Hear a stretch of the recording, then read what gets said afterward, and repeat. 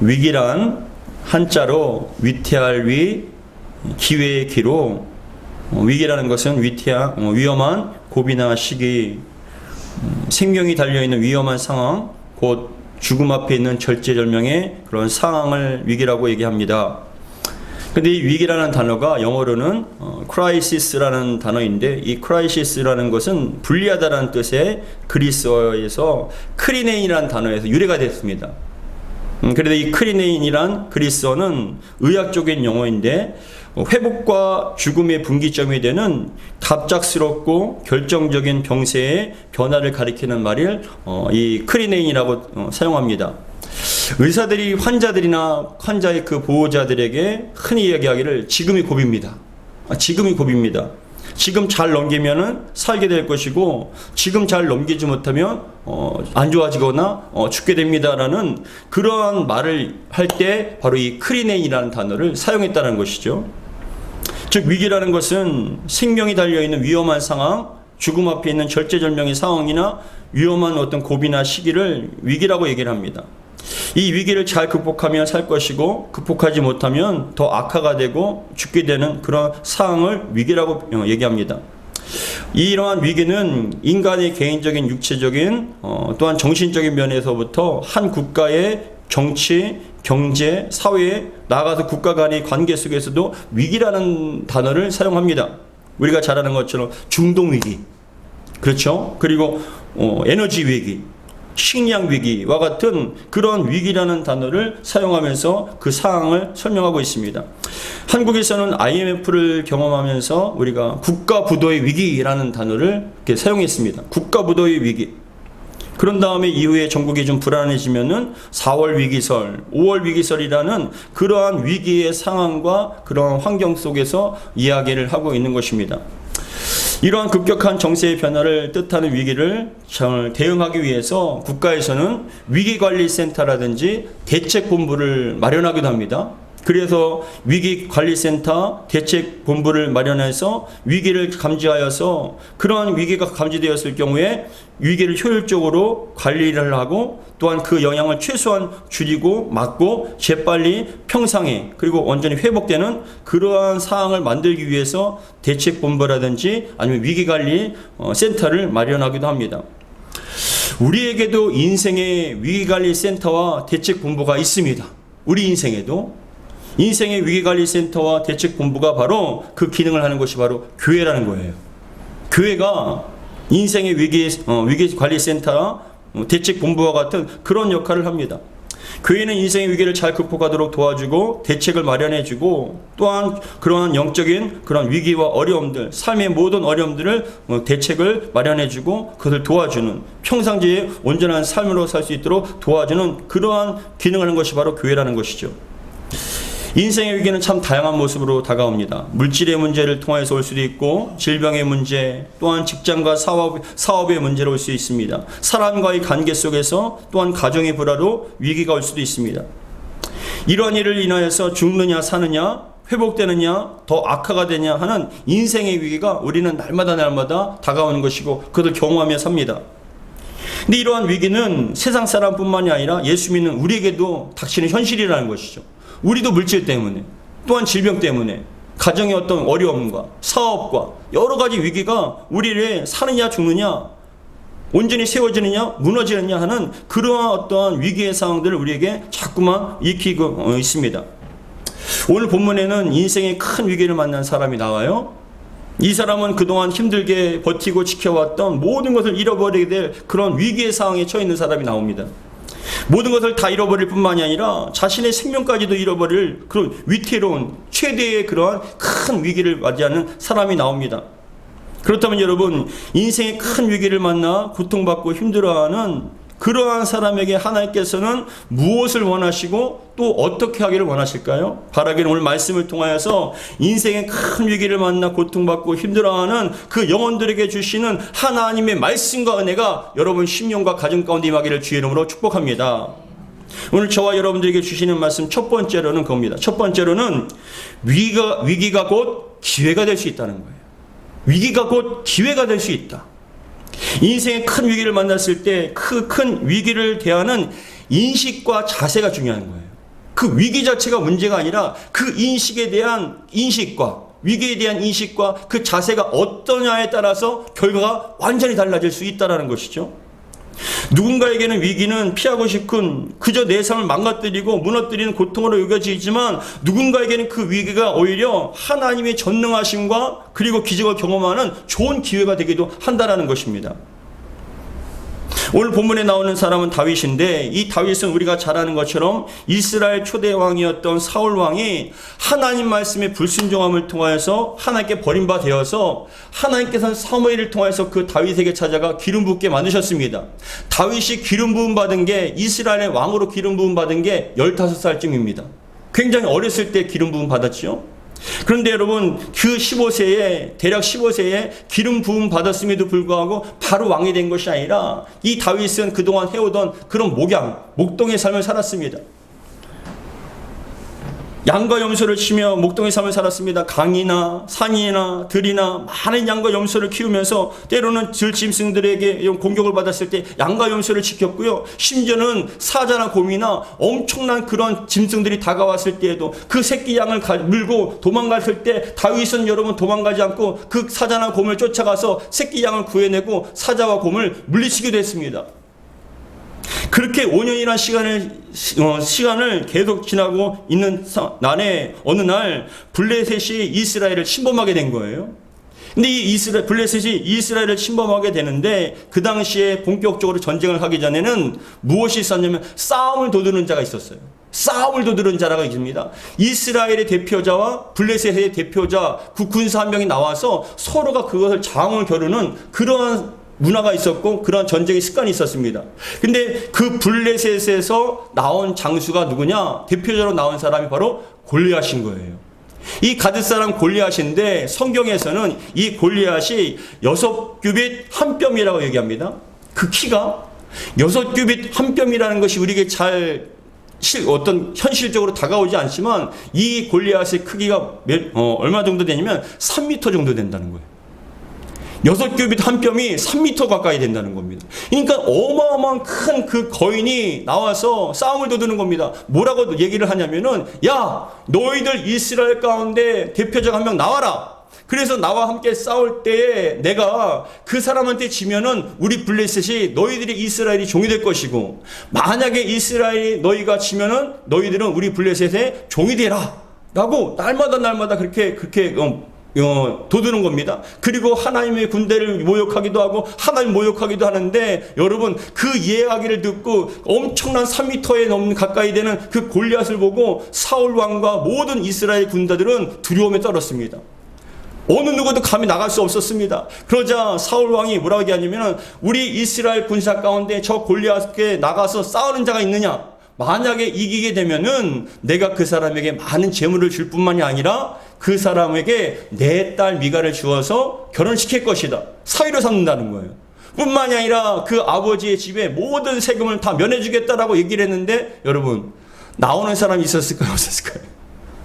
섣불리 나가지 못하는 거예요. 왜요? 나가는 즉시 그 사람은 그냥 자살행인 거죠. 죽음을 각오하는 거예요. 죽을 수도 있다라는 것입니다. 그래서 여러분 그렇게 떨면서 두려워하면서 그 골리앗이 모욕함에도 불구하고 어느 누구도 나서지 못했는데 무려 성경에 보면 40일 동안이나 그게 계속 유지가 됐다는 거예요. 40일 동안이나.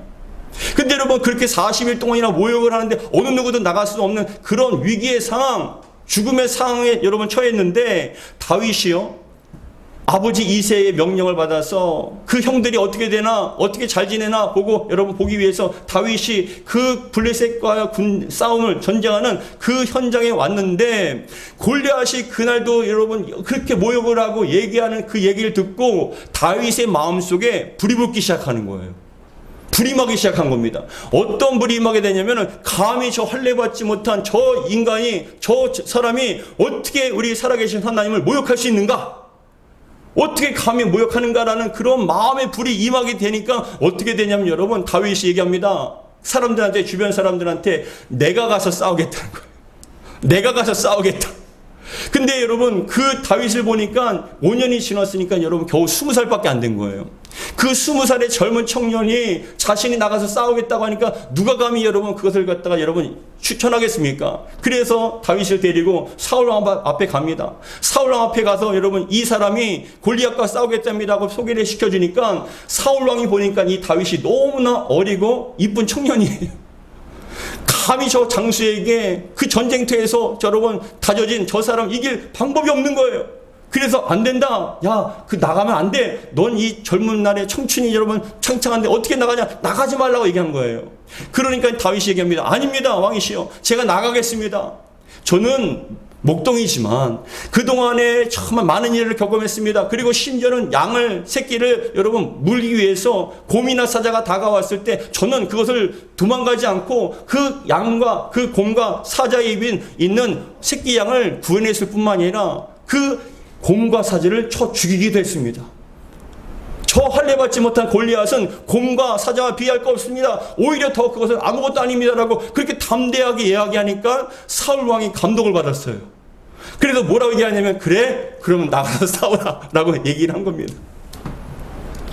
이 다윗은 여러분 그러한 어떤 환경과 모든 사울왕과 이스라엘 군사들에겐 여러분 골리앗은 여러분 죽음의 상황이에요. 위기의 상황입니다. 근데 이 다윗은 여러분 그 골리앗을 바라볼 때 위기의 상황이 아니라 어떻게 생각하냐? 하나님의 영광을 드러내는 하나님의 살아계심을 드러낼 좋은 기회라고 생각한 것입니다.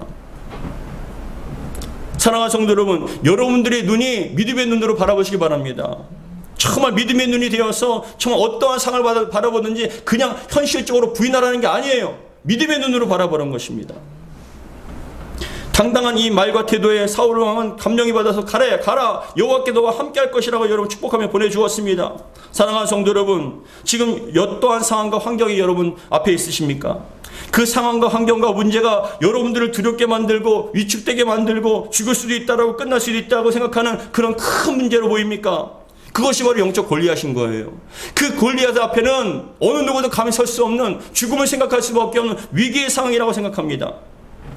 이 영적인 골리앗이 나타나면 대부분 사람들은 죽을 수 있다, 완전히 무너질 수 있다, 끝날 수도 있다는 그런 두려움에 휩싸여서 여러분 아무것도 바라보지 못해요.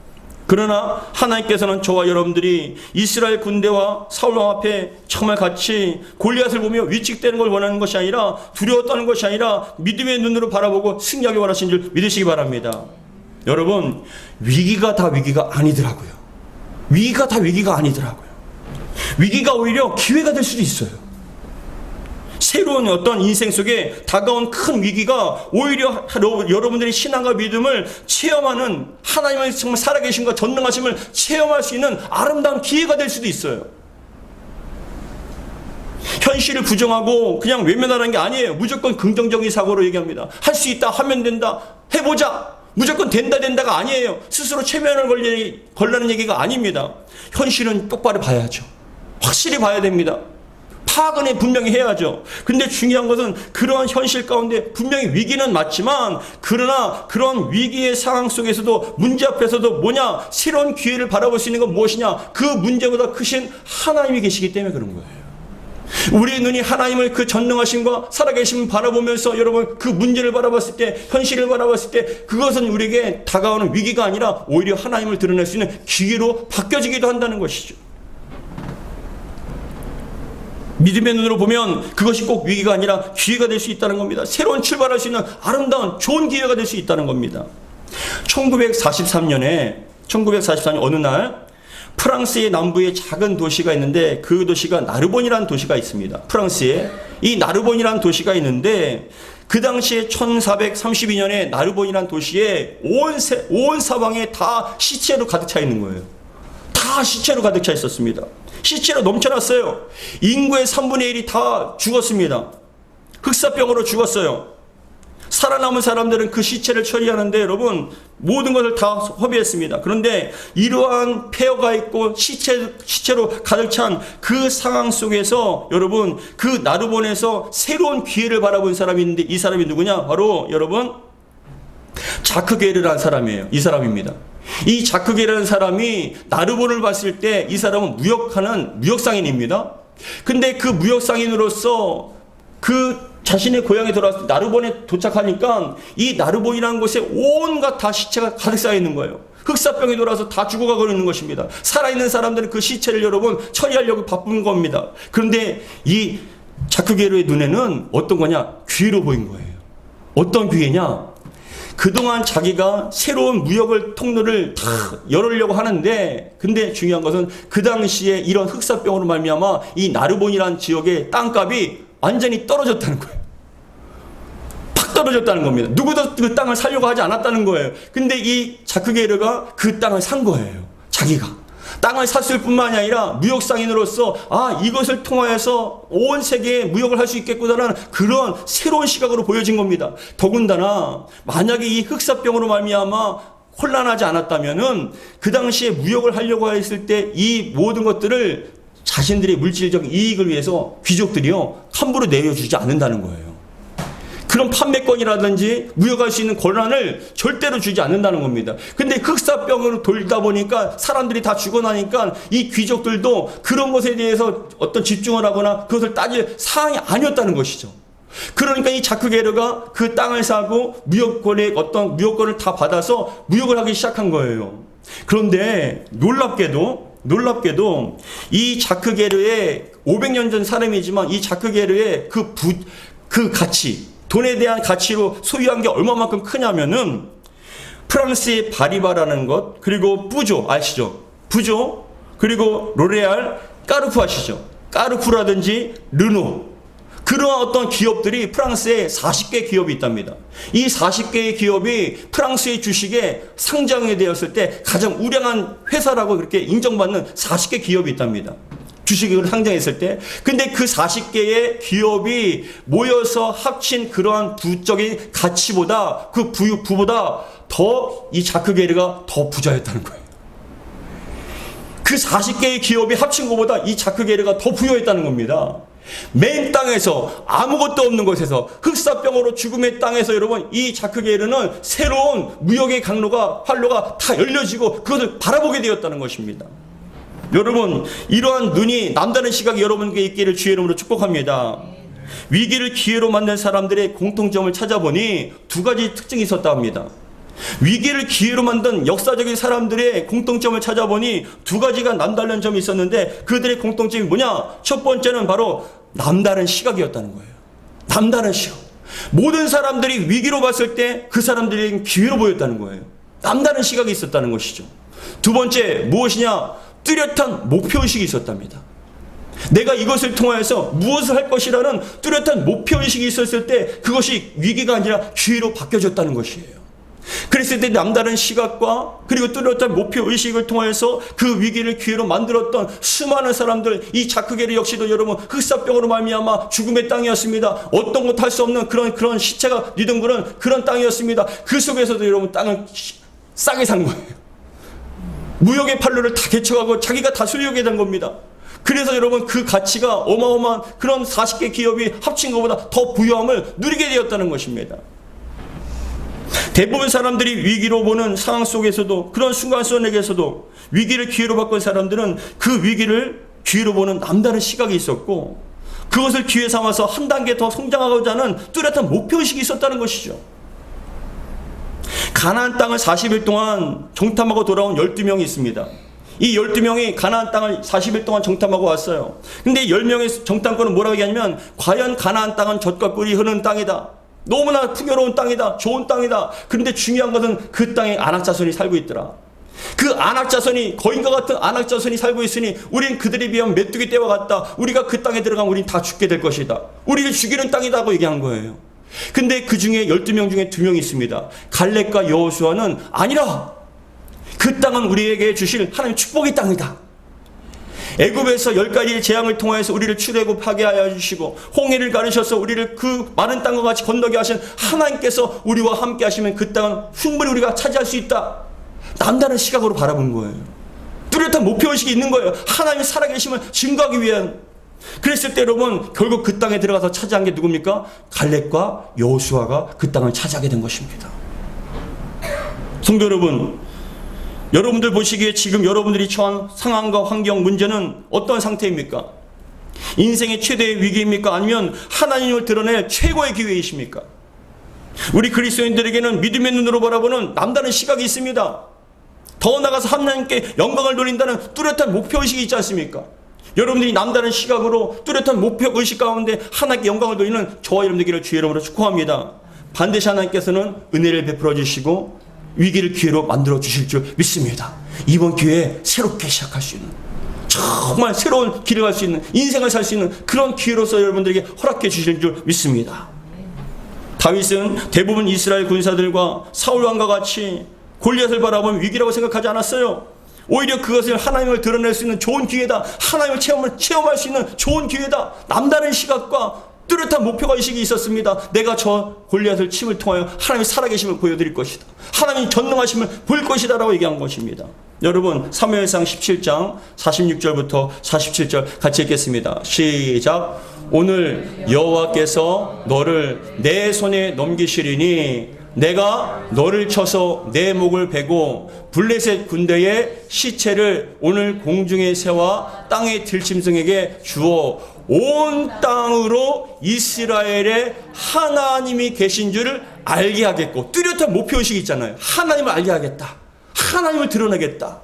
그리고 또 나가서 우리 47절 시작. 또 여호와의 구원하심이 칼과 창에 있지 아니함을 이 무리에게 알게 하리라. 전쟁은 여호와께 속한 것인즉 그가 너희를 우리 손에 넘기시리라. 아멘. 위기를 바라보는 시각이 달랐어요. 그 상황을 바라보는 시각이 달랐어요. 하나님의 전능하심을 드러낼 수 있는 기회로 바라봤고, 믿음의 눈으로 봤고, 뚜렷한 하나님이 드러내기 위한 그 목표의식이 통해서 하나님께서는 여러분 너무나 놀랍게도 물맷돌 하나로 빙글빙글 돌려서 머리부터 발끝까지 여러분 갑옷을 입고 투구를 썼던 그 골리앗에 너무나 정확하게 유일하게 빈틈이 있었던 그 이마에 인중에 여러분 그 물맷돌이 탁 가서 박히게 되었습니다. 그 자리에서 골리앗이 쓰러지게 되었고, 그 자신이 칼이 없었던 다윗이 달려가서 골리앗이 갖고 있었던 칼로 그 골리앗의 목을 자른 거예요. 할렐루야. 위기가 기회가 될 수 있어요. 순식간에 그 다윗의 명성이 순식간에 이스라엘이 다 퍼지게 된 것입니다. 여러분 얼마나 감사합니까? 위기를 기회로 만드시는 남다른 시각과 뚜렷한 목표의식이 있기를 주의 이름으로 축복합니다. 이번 기회에 하나님을 드러내리라. 이번 기회에 하나님 전능하심을 보여드리라 라고 그러한 목표의식과 남다른 시각으로 말미암아서 승리하시기 바랍니다.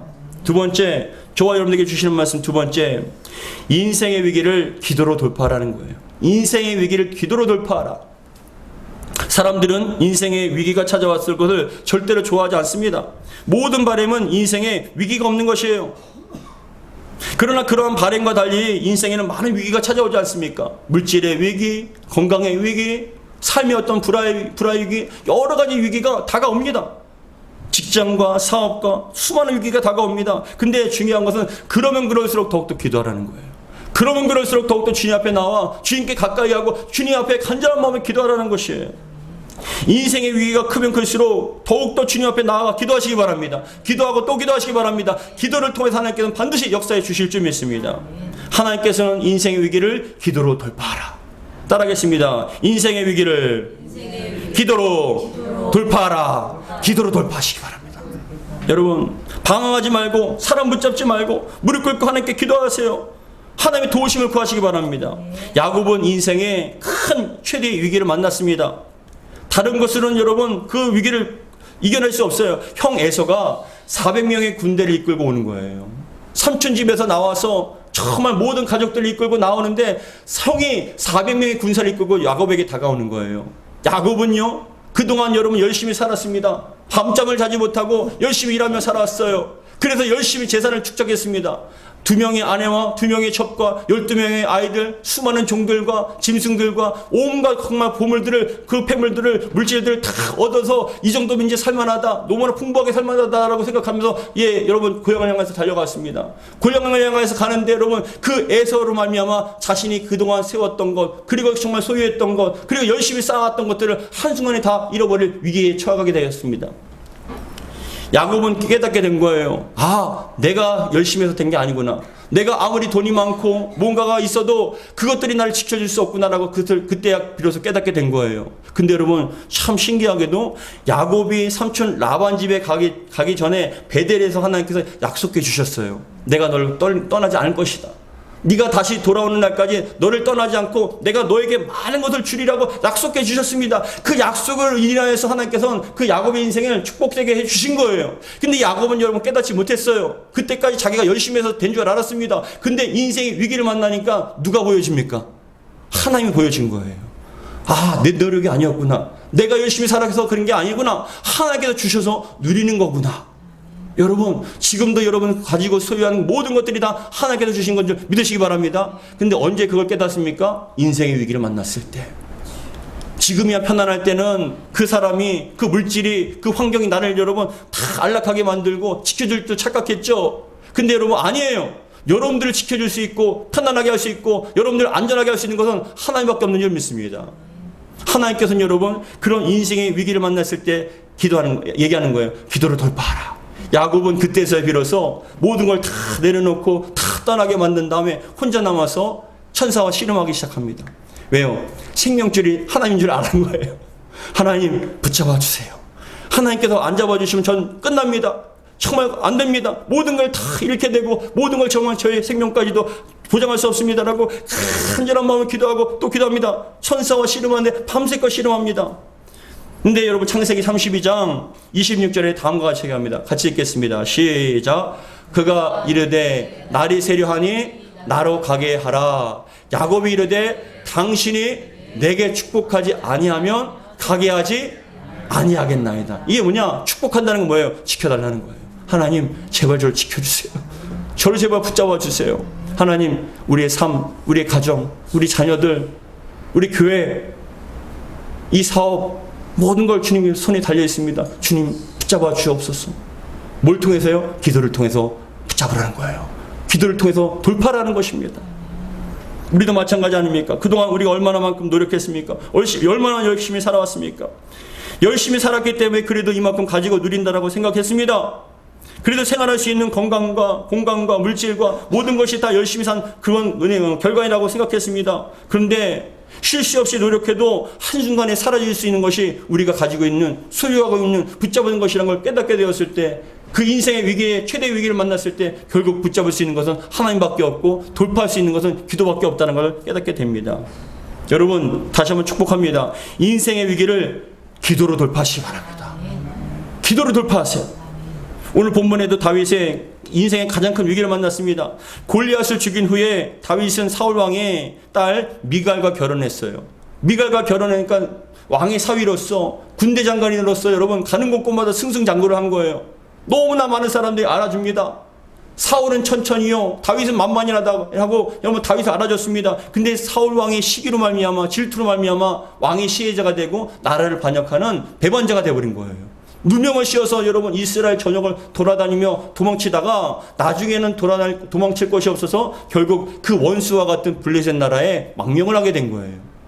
망명을 할 때 뭐라고 얘기하냐면은 사울 왕이 나를 시기해서 질투해서 나를 죽이려 합니다. 내가 이곳에 와서 블레셋 사람으로 살겠습니다라고 그렇게 블레셋 왕한테 얘기하니까 잘했다라고 인정해주면서 그 다윗을 받아준 거예요. 다윗은 블레셋 시글락이라는 곳에 정착해서 살게 되는데 그 다윗과 함께 한 사람들이 그곳에서 살게 되는데 여러분 큰 위기가 만났어요. 어떤 위기냐? 이 블레셋이요 이스라엘과 전쟁을 한 거예요. 근데 전쟁을 하는데 하필이면 누구를 가장 앞세우려고 하냐면 블레셋 왕이 야, 이 다윗을 우리 맨 앞에 선두에 두자. 여러분 생각해 보세요. 이스라엘의 왕으로 기름 부음 받은 다윗이 이 이스라엘과 블레셋의 전투에서 블레셋 편에 들어서 맨 앞장서면은 이스라엘 백성들이 다윗을 어떻게 생각할까요? 자신들이 왕으로 여러분 인정하겠습니까? 절대로 그렇지 않잖아요. 모든 걸 다 잃어버리게 생긴 거예요. 근데 하나님의 은혜 가운데 하나님께서 마음을 만지셔서 그 블레셋의 신하들이 어떻게 하냐면 다윗을 신뢰하지 못하겠습니다. 우리를 갖다 배반하면 어떻게 합니까? 라고 얘기해서 이 다윗을 블레셋의 시글락으로 돌아가게 만든 거예요. 근데 감사하면서 돌아가게 됐는데 와보니까 그 시글락이 아말렉에 의해서 완전히 다 불바다가 됐어요. 지역이 다 불탄 거예요. 집이 불탄 거예요. 자녀들과 아내와 모든 짐승과 모든 폐물들은 다 아말렉 사람들이 다 가지고 도망간 상태예요. 그러니까 지금 아무것도 없는 상태에서 불탄 상태에서 모든 걸 잃어버린 상태에서 지금 다윗이 인생의 가장 큰 위기가 있는데 바로 오늘 본문이에요. 30장 6절에 다음과 같이 얘기하는 겁니다. 우리 같이 읽겠습니다. 30장 6절 같이 읽겠습니다. 시작. 자녀들 때문에 마음이 슬퍼서 다윗을 돌로 치려 하니 다윗이 크게 다급하였으나 그의 하나님 여호와를 힘입고 용기를 얻었더라. 크게 다급한 거예요. 왜요? 다 이럴 수 있는 위기의 상황이기 때문에 절체절명의 상황입니다. 그런데 그러한 상황 속에서도 다윗은 뭐 했습니까? 하나님으로 말미암아 힘을 얻었다는 게 뭐냐? 하나님께 기도했다는 거예요. 기도하니까 하나님께서 지혜 주시고 감당할 수 있는 능력을 주셨다는 것이죠. 우리 7절과 8절 같이 읽겠습니다. 사무엘상 30장 7절과 8절입니다. 시작. 다윗이 아히멜렉의 아들 제사장 아비아달에게 이르되 원하건대 에봇을 내게로 가져오라. 아비아달이 에봇을 다윗에게로 가져가매 8절 다윗이 여호와께 묻자와 이르되 내가 이 군대를 추격하면 따라잡겠나이까 하니 여호와께서 그에게 대답하시되 그를 쫓아가라. 내가 반드시 따라잡고 도로 찾으리라. 아멘. 다윗이 무엇을 했습니까? 기도한 거예요. 녹놓고 있는 게 아니라 기도한 거예요. 인생의 최대의 위기를 여러분 기도로 돌파한 겁니다. 기도하니까 하나님께 지혜 주시잖아요. 기도하니까 응답해 주시잖아요. 감당할 수 있는 능력 주시지 않습니까? 여러분 인생의 위기가 크면 클수록 더욱더 기도로 돌파하시는 저와 여러분들 되기를 주의 이름으로 축복합니다. 근데 너무나 감사하게도 600명을 이끌고 갑니다. 근데 가다가 아말렉의 진영에서 나온 한 청년을 만나게 돼요. 그 청년한테 여러분 얘기해서 청년이 얘기합니다. 나를 다시금 아말렉에 버리지 않는다고 약속만 해주십시오. 그러면 제가 아말렉 군대가 지금 어디 있는지를 인도하겠습니다. 할렐루야. 그러니까 이제 다윗이 알았다. 너를 아말렉에게 주지 않겠다라고 얘기하니까 그 청년이요 정확하게 아말렉 군대가 어디서 쉬는지 군사의 규모가 어디 있는지 어떻게 되는지 다 얘기를 해주고 다윗이 가서 아말렉을 진멸하고 자신들의 아내와 자녀들과 짐승들과 모든 보물들을 다 가지고 이전보다 더 많이 가지고 오게 해 주셨다는 겁니다. 사랑하는 성도 여러분, 우리의 인생에 큰 위기가 있습니까? 무엇으로 돌파하시겠습니까? 사람 붙잡거나 여러 가지 상황을 아무리 멀어 있어도 여러분 안 될 때가 너무나 많지 않습니까? 그때 우리는 기도로 돌파해야 되는 것입니다. 재정적인 위기, 가정의 위기, 인생의 위기, 그 모든 위기를 여러분 우리는 기도로 돌파해야 합니다. 지난주에 저도 사실 참 어려운 일이 있었습니다. 많은 고민과 힘에 겨운 그런 일이 있을 때 기도하는데 하나님께서 제게 주신 메시지가 그거예요.